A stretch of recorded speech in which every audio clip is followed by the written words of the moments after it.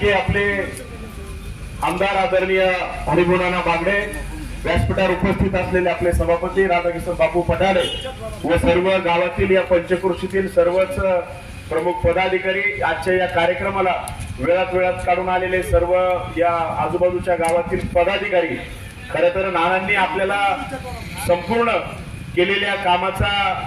विकास कामाचा आणि या मंजूर कामाचा सगळे आपल्याला अद्ययावत माहिती दिली आणि मला विश्वास आहे की आता 2-3 दिवसातच आचारसंहिता लागणार आहे आणि आता पुन्हा आपले केंद्रीय मंत्री रावसाहेबजी पाटील दानवे साहेब यांना पुन्हा प्रचंड मताने आपल्याला खासदार म्हणून निवडून आणायचंय। हेच या ठिकाणी आज तुम्हाला आम्ही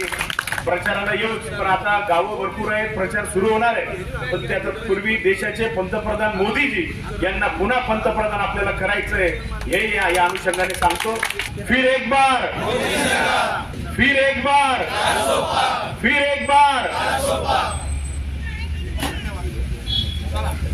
चला, सर्वांचे आभार आणि पुन्हा भाऊ सांगतो।